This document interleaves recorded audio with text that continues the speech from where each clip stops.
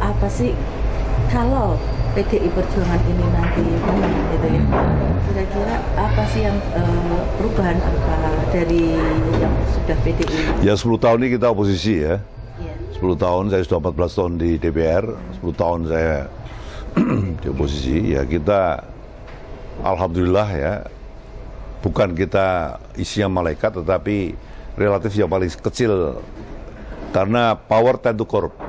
Artinya pemegang power itu selalu tend to corrupt kan. Ya, banyak partai yang sekarang pegang power kena masalah ya. Kita juga ada 1-2 tapi relatif lebih kecil ya. Nah, banyak masalah yang undang-undang ya, yang lahir selama kita partai minority.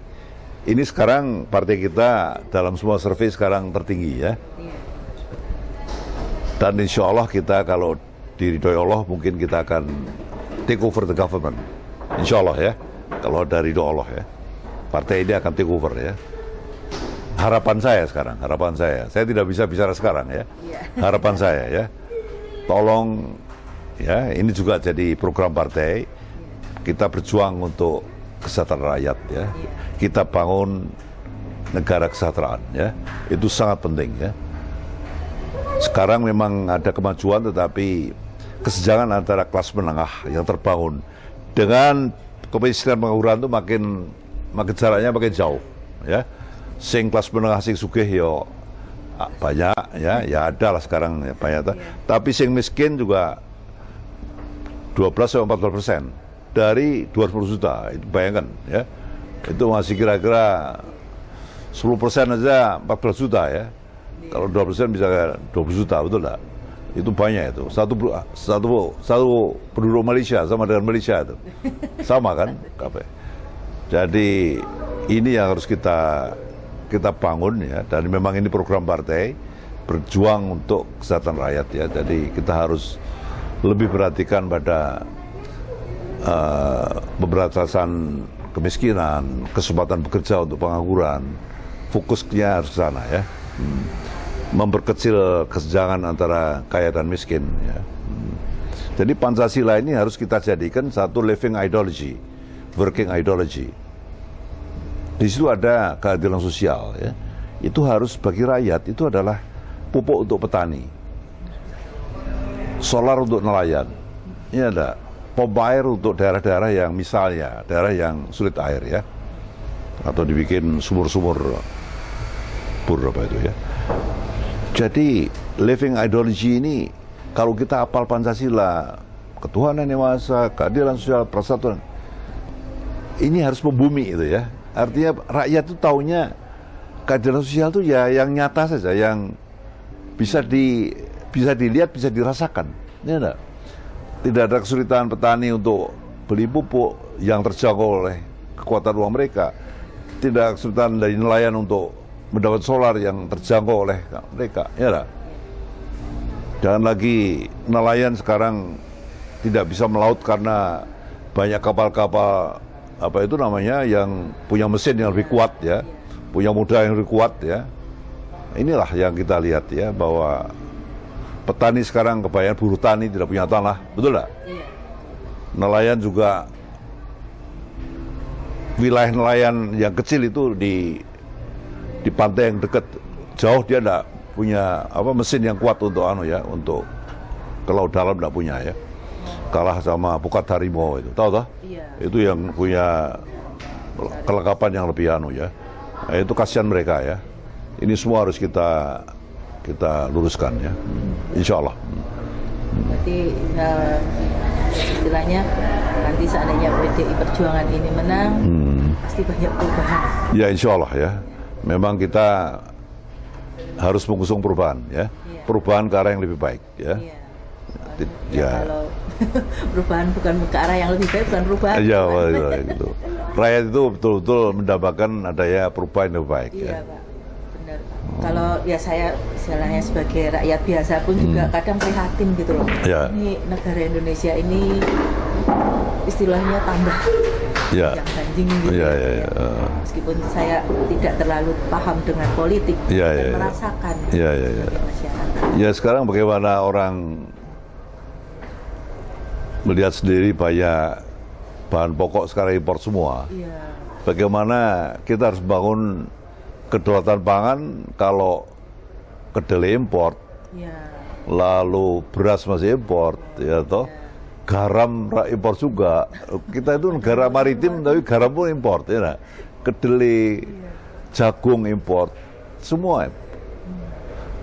Cabai pun kita ini hampir tidak terbeli, cabai mahal sekali. Jadi kita ini kadang-kadang saya bingung ya, daging sapi juga mahal sekali ya. Dan kita banyak mendengar mengenai adanya kartel-kartel korupsi impor daging, tahu tak? Ini dikendalikan oleh kartel itu, ini dikendalikan kartel itu, benih pun dimainkan oleh kartelnya enggak? Ini tidak boleh ada ini ya. Bagaimana rakyat dikorbankan karena dimainkan oleh pemegang monopoli kartel-kartel ini ya. Ya, banyak sekali masalah yang insya Allah harus kita luruskan ya, dan terutama pemberantasan korupsi ini harus terus jalan ya. Itu harus ya, karena ya memang kita lihat sendiri bahwa hampir separuh kepala daerah sekarang terlibat masalah hukum, hampir separuh kepala daerah. Jadi power tentor itu betul ya, dulu centralized, zaman Orde Baru, sekarang decentralized. Artinya dengan otonomi daerah ini korupsinya juga decentralized, artinya merata ke bawah. Sampai kepala daerah separuh, ini yang harus kita perlu ada satu kajian mengenai distribusi kekuasaan ya, nanti ke